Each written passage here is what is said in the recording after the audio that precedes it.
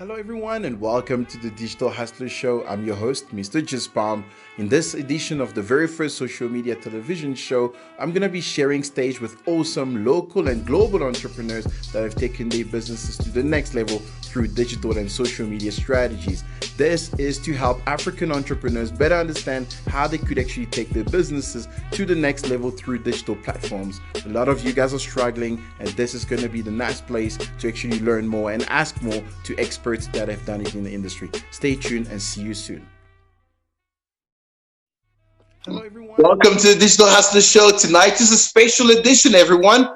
We every Tuesday, 7 p.m. We so glad to have you with us, and it's such a great pleasure to hear, guys from Nigeria calling in as well as Ghana, Kenya, DRC, and everywhere in Africa, South Africa, joining us every Tuesday, 7 p.m. to learn a little bit more from entrepreneurs that are local and global that are making it around, in building businesses that are reputable and are doing very, very well in Africa and around the world. Today, actually, I've got two great individuals. As you know, every Tuesday, 7 p.m., I surprise you every time with someone who's going to teach you something new about something you probably didn't know before. So I've got Bran from TLC Marketing. Hey, Bran, how are you today? Hey, Patrick, I'm good. How are you doing? Good to be here. Yeah, excellent, man. I'm so happy to have you with us. And I got Mr. Gumede as well, joining from DOMG. How are you doing, Mr. Gumede? Very good. Very good. Thank you for having me. It's such a great pleasure. For me, when I get goosebumps. I always say when I have two great entrepreneurs in the room, trying to really help another entrepreneur that is following us now about building a business in a time of crisis. Yes, we are in lockdown season, but what stops us from thinking growth?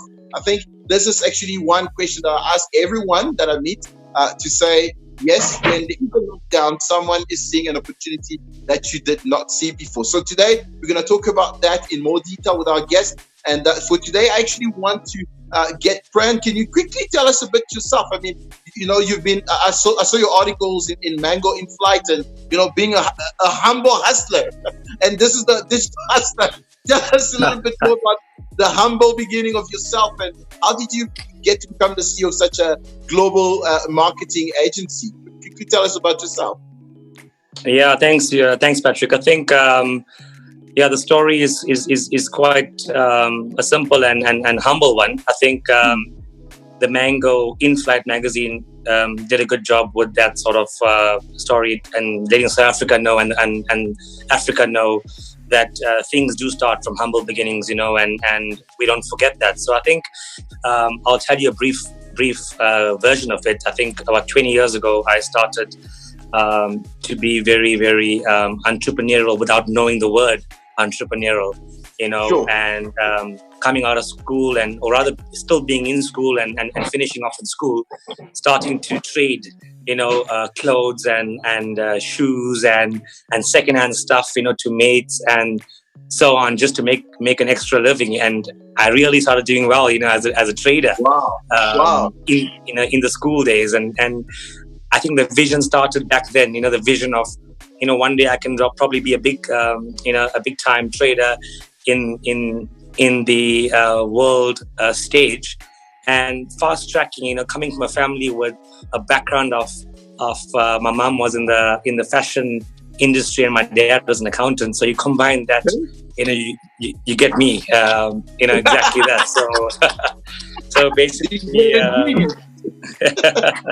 So I'm not sure about that, but yeah, I think just not forgetting these beginnings and where the hunger started from. I think I'm going to leave some keywords with this chat today, and I think hunger is one of them. Having hunger to succeed fuels every passion inside of you to deliver great work and to become successful. So that's where it all started. Yeah. I find your story to be quite inspiring, and a while back, in a couple of shows back, I literally asked one of my guests to say, do we get the entrepreneurship behavior from our parents, or do we just build it ourselves, or are we born entrepreneurs? Are we seeing it in someone else and then we start from there? I think I'm going to touch on that as well with you, Bran, just now. Mr. Gumede, your story, please. Can you tell us a bit more about yourself and how did you rise up to become the CEO of OMG? Sure, it's a very, very long story, a winding one, a very unconventional one. So how this all started was that back when I left school, the internet was a very, very new thing. But news of people making internet millions and billions had reached us. And so one of the things that I decided to do was, in a time where it really wasn't the mainstream. In fact, I remember that I was looking at a couple of degrees at university. Computer science was the only degree that was available. Nothing that did, internet, or at that point, networking was still a thing. Hardware supply was still a thing. So I left and I studied website design and development. Okay. And launched into my first business soon after that. Now, I've got to tell you that was an amazing time, right? When I started out being a web developer, it was incredibly lucrative. Lots and lots and lots of money. People would go out to people then and say, Bill Gates says there's going to be two types of businesses, those with a website and those that are out of business in the next 5 years. And people would reach into their back pockets and pay these salespeople lots of money. And we'd be stuck in a room somewhere developing, and we're making a handsome living. Yeah. It all came to a sudden stop, right? It crashed completely, in March of 2001. The dot-com bubble burst, and we were also raising funds. We had a listing service that we had started then. We had called it Find All. We had a preliminary term sheet for, a couple of million rands to put into this thing and list all of the businesses in South Africa. It was a wonderful time to be alive. But you know what they say, right? It's like skydiving. It's not the fall, it's a sudden stop that kills you. And that came like a... It's not the fall, right? Absolutely. And it came to a sudden stop. So that was, the first time that I was going to experience a lot of hardship in this entrepreneurship journey. All of a sudden, the skill that was, getting me all sorts of things just a month ago was now worthless. And all of a sudden, we had to start and look at, the first pivot that we need to do. I kind of figured out after a while. It didn't come quickly. It came at about, a year after. That a lot of people in the corporate space were struggling with technology and how to actually use it and what it could, what its capabilities were. And so we launched a technology advisory for business. And so we were trusted advisors to key executives in large corporates who were going, I hear this internet thing. I don't really understand it. How can I use it? What is the scope? What do you suggest, et cetera, et cetera. So we built up a nice blue chip client base. And that was basically the second business very soon after the first. But the second business came out of the tremendous failure of the first. Very, very lucrative. It crashed. And then out of that, we were able to offer businesses a lot of advice around how to actually use technology. From that point of view, we really developed something that we keep to today. So in the OMG today, we still have a technology advisory for business where we actually tell people that we build working, these are paper prototypes. So if you can imagine building a house, right? And you get an architect. An architect doesn't actually do the building. What they'll do is they'll tell you, where the room should be, where the door should be, all of those types of things. And we do that type of journey for businesses. And we talk it through and we get everyone involved and we go across silos and we make sure that nothing gets left behind. So by the time that you build, you don't go, oh, wait a minute, what happened to this? And everyone looks at each other going, I thought you had it. No, I thought you had it. And so building twice is always expensive, right? Whether it's bricks and mortar or whether it's technology, the same principle applies. So that's kind of where that journey started for me. In between, I've done some interesting detours. I was a builder for 3 years. So I used to build using light gauge steel, polystyrene, and painted plaster. Actually, you worked for SAA at some point, right? I worked for South African Tourism, not SAA. South African Tourism, yeah. So I was the online. I was an online marketing specialist at South African Tourism. So also something that was the brief was to grow South Africa's digital bookings in the travel space. And so did that pretty for about 4.5 years. So great job. There are almost 300 other destination marketing agencies in that space, all of them vying for one tourist. So it's incredibly competitive. It's one of the, and lots of destinations, but a lot more money than we do. So it's a real battle of the wits to see how you can stand out, how you can outmaneuver, how you can outsmart and outplay So real fun was had by all. And yeah, so I've run a digital agency after that called Fog. So that was also very interesting. Lots of really challenging customers, really pushing the lengths of the envelope of digital to VR and AI and, you know, the toughest communication assignments that were out there in the market. So, you know, we've had the brands that really, really were in the most stress. So that really that kept me busy. And out of all of that experience, I think that's what culminates in what we do now at the OMG. I think all of that's taught us to see things that I don't think many people see.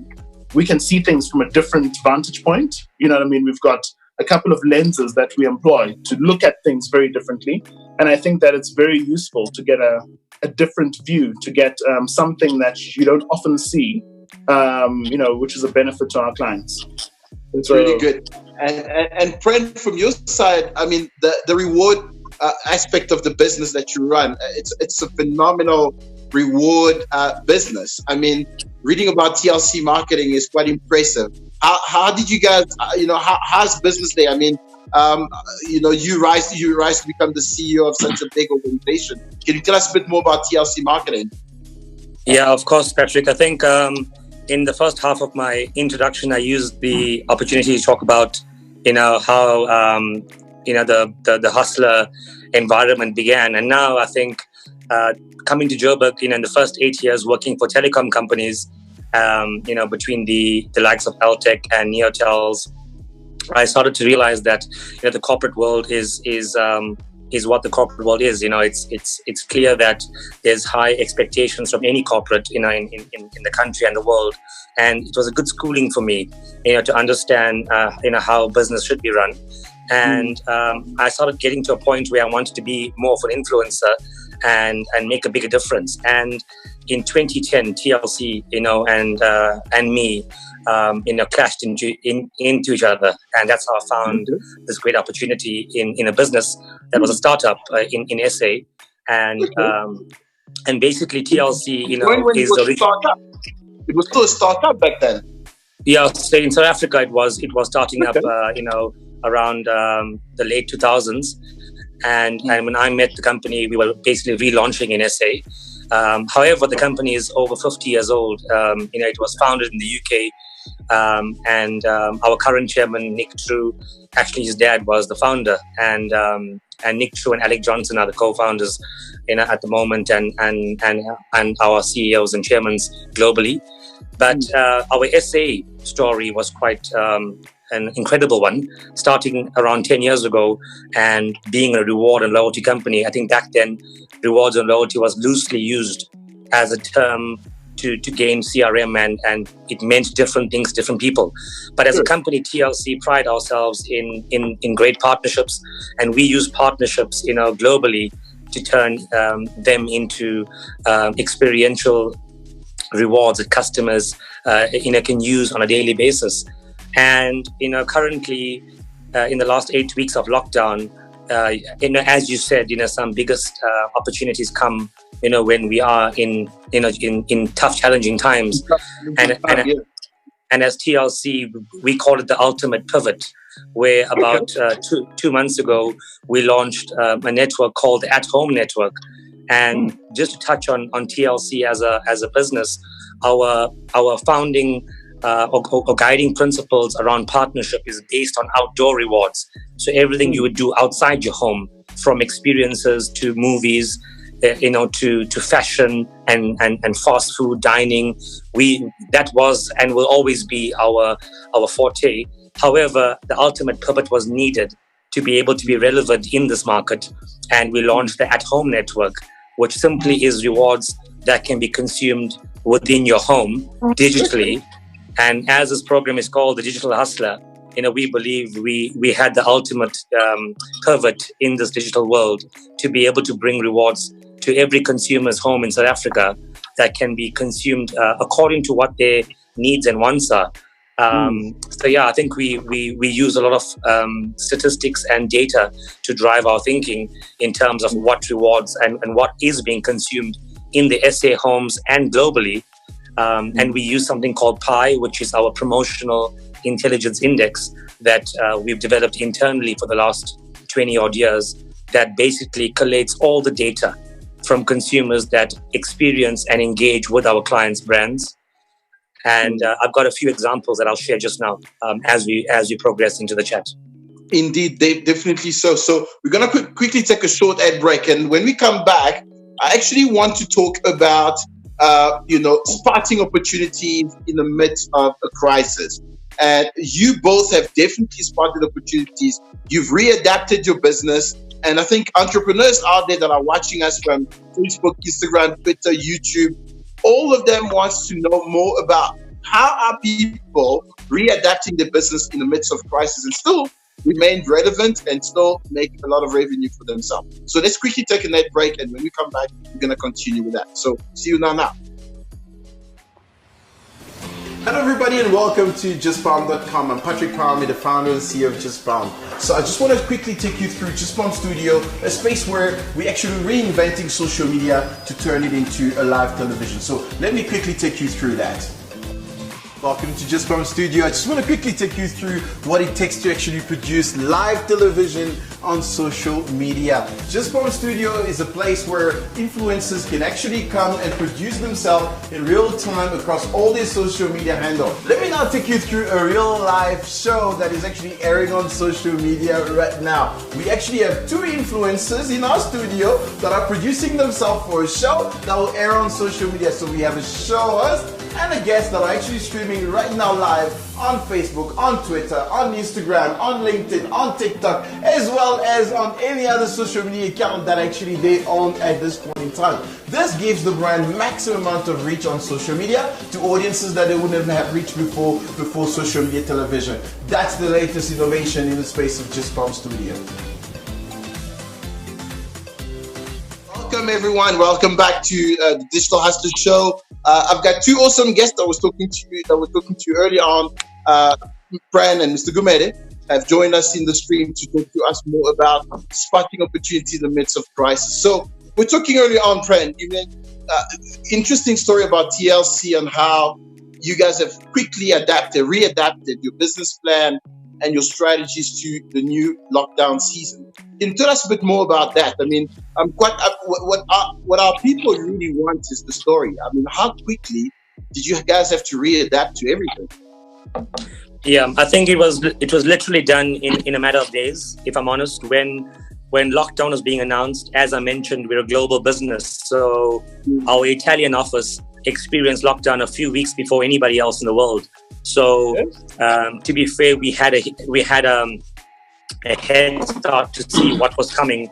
And as a business, we realized that if lockdown's upon us and it's going to go global, then our rewards for the period of lockdown won't be relevant anymore because no one will be able to experience anything outside the house.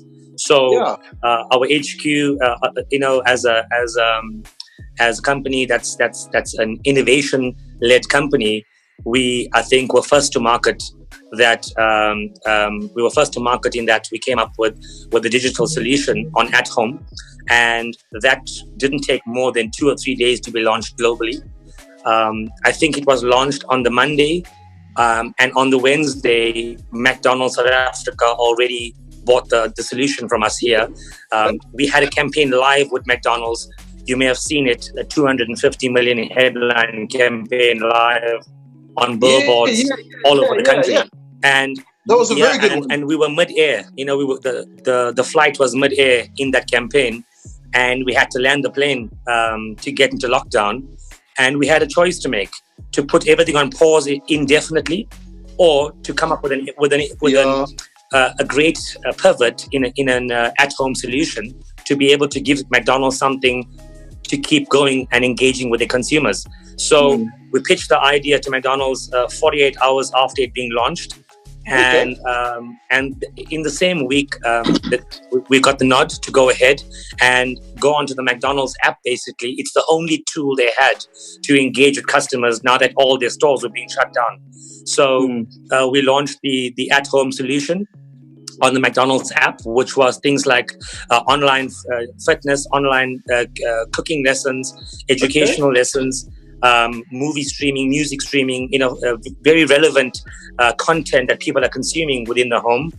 And McDonald's could safely say that during lockdown, they were one of the few or the only QSR in the country that maintained an engagement with their customer that were following them socially on the app and on various social media platforms.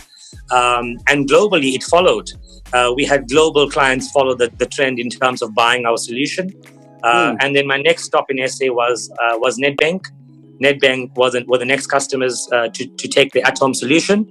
And then a day or two later, it went to American Express. So we literally were doing business in lockdown and still are doing. Great businessman, man. You get all these accounts, man. Of course. So, man, friend. Yeah, of course. I might need to put you on hold just now for taking a new call to close another deal. So, I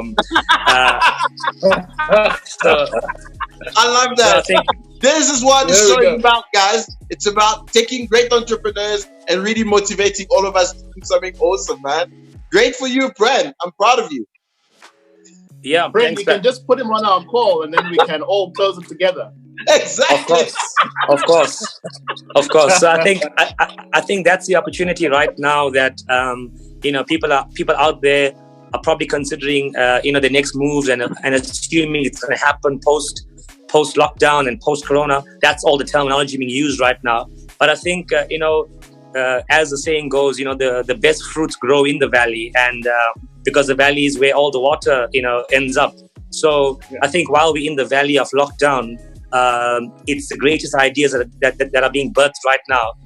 Even after this call, I'm sure many people watching this stream will probably have a new kickstart to their businesses just by realizing that you can innovate to survive. And I think we're beyond survival now. I think survival is a word we used 6 or 8 weeks ago, but guess what? We're still here, so we did survive. I think if we change the terminology of survival and change the terminology to next level. In January, I launched a concept called Next Level in TLC South Africa and the Middle East office that I look after. And next level meant that it meant doing everything you can, one step better. And I think when Corona hit and lockdown hit, we were in the best shape possible because we were already planning the next level. So I think it's very important that we don't allow circumstances that come and go to determine our future and our successes, because business will still be done even in lockdown. Even when 2008 recession hit our country, business still happened. I think there's a rise for some and there's a fall for others, and then the table will turn again. So it's just a matter of which side of the pendulum are you on. And I just agreed as a business that we're not going to allow ourselves to be back in the queue. We want to be leading this chase as the best innovator in the world right now. And we believe honestly, we do have the best solution out there. And I'm yet to see, another content provider that's been so innovative and so agile to shift in a matter of days into the solution. That's really, really good. Mr. Gumede, on your side, I mean, let's get our entrepreneurs motivated, man. What has changed in your business? I mean, from a speaker side and, I guess you've gone digital somehow. I don't know. How are you readapting to this condition of lockdown? So I think lockdown was particularly harsh on speakers like myself because there are a whole lot of gatherings that, even before lockdown, you couldn't get. So the moment they said you can't have gatherings of more than 50 people, all the conferences that I was going to speak at were no longer an option. So that had an impact, of course, on revenue. It also had an impact on the regular engagements that I'm able to have with people. So the benefits of a conference, that there's always something in terms of content that's already pre-curated. So if it's a customer, a single business, they've got a challenge they're dealing with, or the conference has got a theme of some kind. And so I'm able to have a good engagement with a whole range of people. Now with lockdown happening, one of the things that's happened is that we're able to look at the fact that we're not going to be having those engagements. So if you look at the business that we're trying to build a business that's most helpful in getting people to grow. All right. So whenever I speak, whether it's a conference, whether it's a corporate, that's really what we're trying to aim for. And so there's always been a sector, and I think we'll relate, the three of us, right? Because I think most of our businesses are really exposed to corporates. I know that Prem was talking about, corporates like McDonald's and Nedbank and American Express and others. And our businesses are similarly geared. We have clients like Woolworths Financial Services and South African Tourism, Mpumalanga Parks and Tourism. We've got, kind of large organizations with, deeply complex problems. So what had been happening for the last year is that every time that I would speak at a public conference, say, the Finance Indaba, for example, where there's kind of 5,000 finance professionals walking up and down, I'd do a keynote, and a lot of people would try and engage and go, right, that was amazing. I like this idea. I like this aspect. But how can I apply that to my business? And it's been difficult for us, focused at all of these large corporates in order to adequately service the people who have got a much smaller business. You know what I mean? I get, DMs on LinkedIn going, that's wonderful. I really get the point. I'm really excited about it, but I run a paint business. So how can you apply it to paint? And somebody goes, well, that's wonderful, but I've got a food truck. How do I do it for a food truck? And, and then people go, I'm in the cabling business. How do I do it for that? And so one of the things that we did now with lockdown is that we actually put together a whole range of services to actually address a market that we couldn't get to before. So it's a whole range of options called uncommon access. And what's uncommon about it is that most businesses that are smaller don't have access to the fine minds around this conversation, right? It's very difficult to, I'm not at the OMG at this point able to, call out, 4 or 5 or 10 of the, leading consulting companies to be able to do some work for me. So what I wanted to do is I wanted to make sure that we get access to the people who otherwise don't have the types of high quality thinking that other big organizations do. Because if you can get that thinking, you know what I mean, aligning people. So, for example, I like what Pren had to say about the fact that, the valley is where the best fruits grow because, that's where the water is. I think I'm going to steal that in some way. So you heard it here first. You're gonna have to pay him for that, right? You're gonna have to pay him for that. I'm sending a sales order through right now. No problem. We said we're closing on this call, right? So let's do a deal. No worries about that. But I have a whole, so what's so interesting is I have a whole kind of keynote where I talk about the idea that, often the things that threaten us, the things that actually provide us the answer. So think about it, right?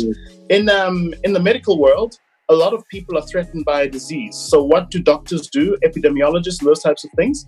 They take some of that and they make a light cocktail. You know what I mean? So like they take the oros of the disease and they dissolve it with water and then they give it back to you. You take that as a vaccine, right? And then it helps you build immunity, and that's how some immunities are built. Not all of them, but some of them. Or the fact that, planes take off into the wind. They don't take off, with the wind. You'd think that, having the wind at their back is a great idea.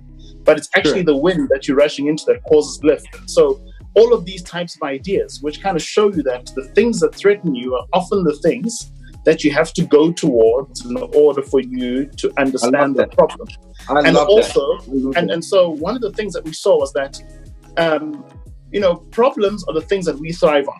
You know what I mean? So solving problems is what we exist for. So we decided to go towards the problems, right? And the problems are happening in businesses that have the weakest balance sheets, who perhaps don't have a cash pile, who don't have a lot of land and buildings that they could perhaps, borrow against. So the idea with Uncommon Access was to go, right, we're going to go to the businesses that we think we can most help by applying this approach and methodology that we have called Uncommon Sense to as many smaller businesses as possible. And we do that literally via either a written question and answer. So you can send through a question and go, right, I have a safety, health, and consulting business. I'd like to find out how to get more customers. And we'll literally ask you a couple of questions. Why is it difficult for you to close deals or that type of thing? And we'll give somebody an answer. And we've done that in really accessible kind of packages so that every business can afford it. I'm curious to know, though, what I'm curious to know is for our viewers that are watching us all across Africa, and this is a question to both of you guys. A lot of businesses are dying now. A lot of businesses are literally downsizing as a result of not finding that one opportunity. If they haven't been thinking fast enough, I feel like yes, as entrepreneurs, we kind of have to think fast, but a lot of people still struggle in their minds to say, how do I readapt my business? And I think what our viewers really want from both of you guys is also to kind of really help them see how they should think, you know, how can they think in the midst of crisis like this to still survive, you know? Do they have to go digital? Do they have to, you know, rethink their whole entire business model? How would they survive, you know? How do you guys see, you know, another entrepreneur surviving in this new world of ours? I feel like it's a new world, actually. Yeah. So, I mean, so I can give you a perspective on my side about how we've been doing that. So a lot of the things that we've been saying to people is that first you've got to reassess where you are. And you can do that by asking two really easy questions, right? What's there now that wasn't there before? Yeah. And what was there before that isn't there now?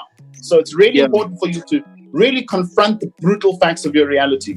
These are things I used to have, they're gone. These are the things that now are there.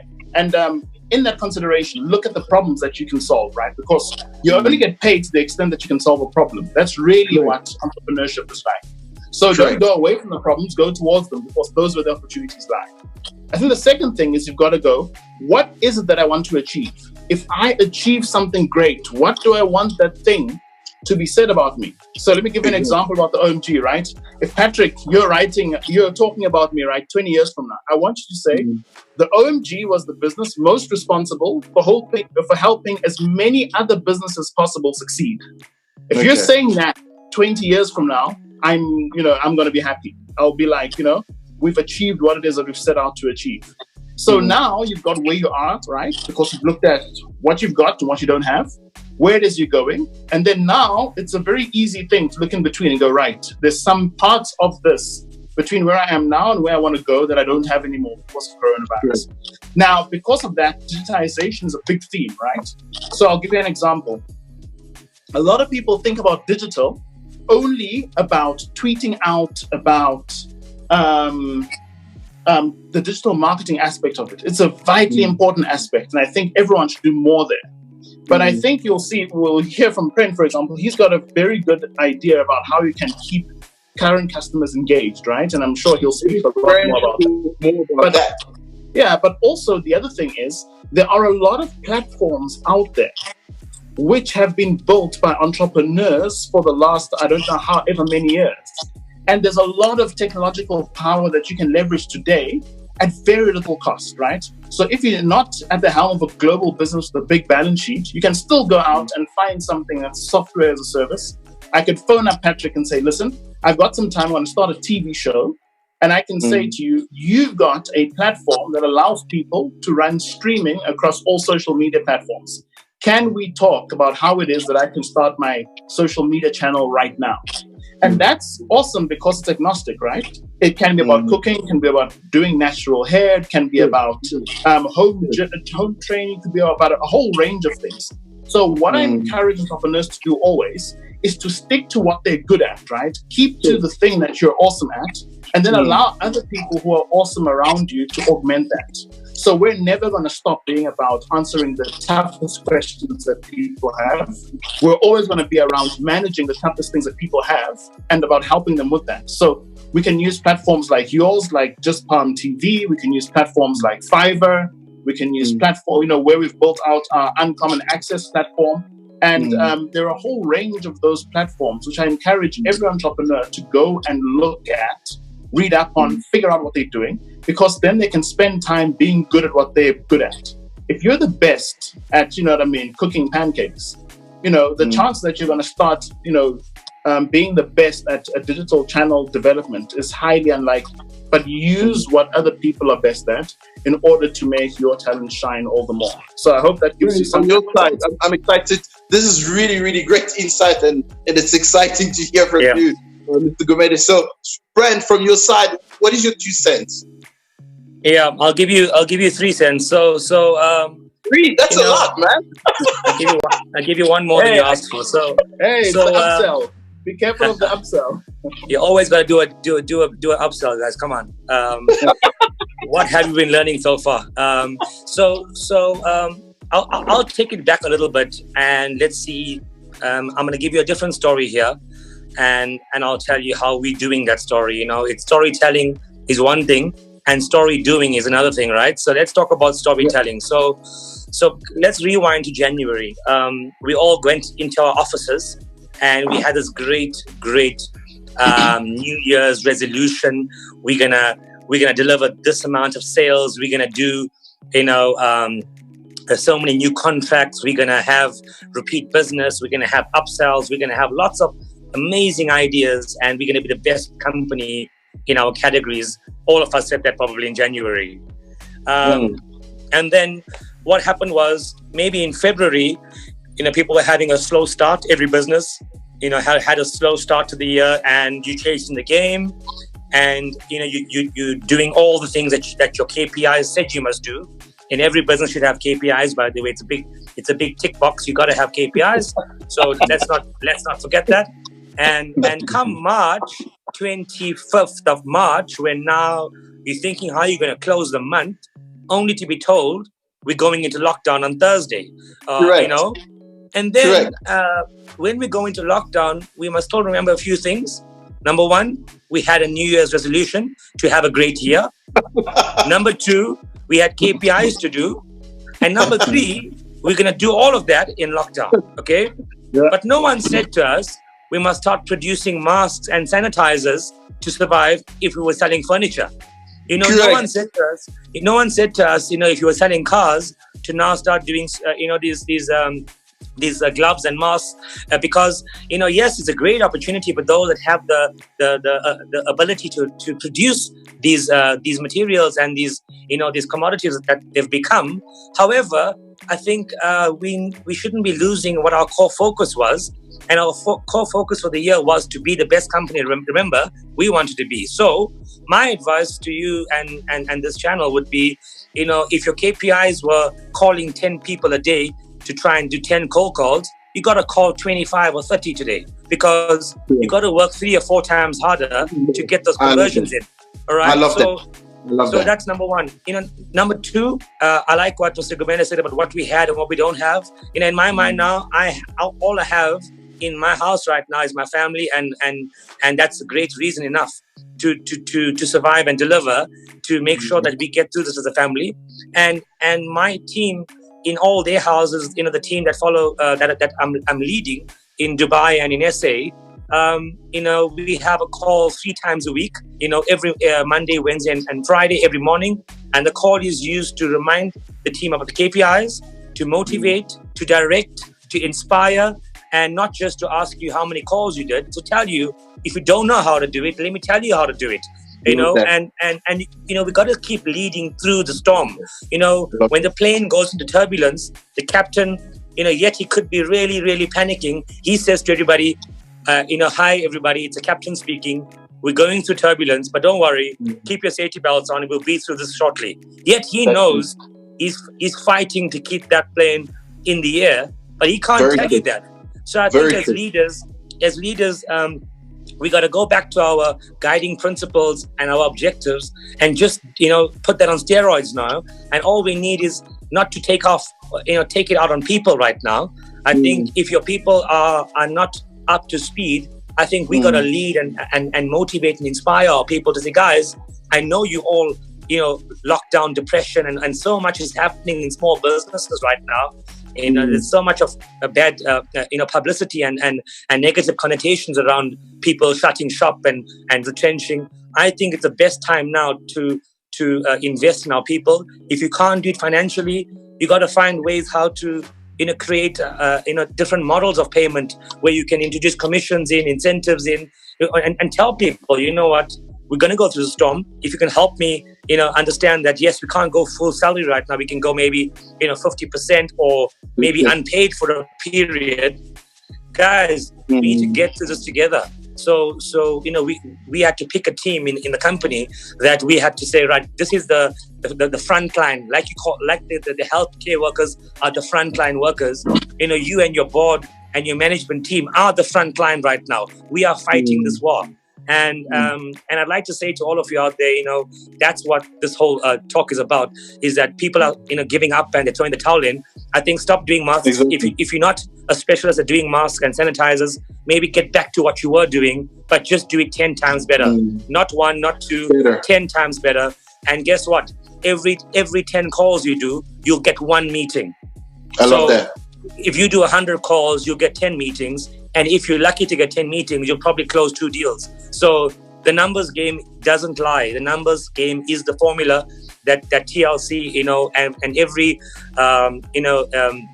strong, innovative company out there that's really hungry to succeed before Corona and now. I think we can't use this as an excuse. We got to fight through it, and we'll have a great story. Like Mr. Gomeda said, 20 years time, the legacy he wants to leave is that he helped many businesses grow. The legacy we want to leave is we want to have a TLC book that we create that says, how we grew fruits, when there was a drought, how we grew fruits. And guess what? The fruits tasted quite good as well. This is such a great story, guys. We coming to an end, and it's great piece of advice, guys. I really, really thank you both. I feel so good, and I think all of us, all our followers, and across all social platforms and across Africa that are following now are also getting this great reaction to your comments. We have to stay strong. We have to work 10 times harder. We have to think innovatively, think differently, and really work 10 times harder. I think this is really a key message that we want you guys to leave you with. And we hope that you guys have enjoyed the show. And if you have any questions, you can drop them in the comment section. Obviously, we will share this question with all of them in the next session as well. So thank you very much for joining our stream tonight. We hope that you had a great evening. And just to separate, this is our tradition. We're going to say cheers together to all our followers. This is our glasses to say cheers. Cheers. Take care to all of you guys. Bye-bye. Cheers. Cheers. Hello everybody and welcome to JustPalm.com. I'm Patrick Palmy, the founder and CEO of JustPalm. So I just want to quickly take you through JustPalm Studio, a space where we're actually reinventing social media to turn it into a live television. So let me quickly take you through that. Welcome to JustPalm Studio. I just want to quickly take you through what it takes to actually produce live television on social media. JustPalm Studio is a place where influencers can actually come and produce themselves in real time across all their social media handles. Let me now take you through a real live show that is actually airing on social media right now. We actually have 2 influencers in our studio that are producing themselves for a show that will air on social media. So we have a show host and a guest that are actually streaming right now live on Facebook, on Twitter, on Instagram, on LinkedIn, on TikTok, as well as on any other social media account that actually they own at this point in time. This gives the brand maximum amount of reach on social media to audiences that they wouldn't have reached before social media television. That's the latest innovation in the space of JustPalm Studio.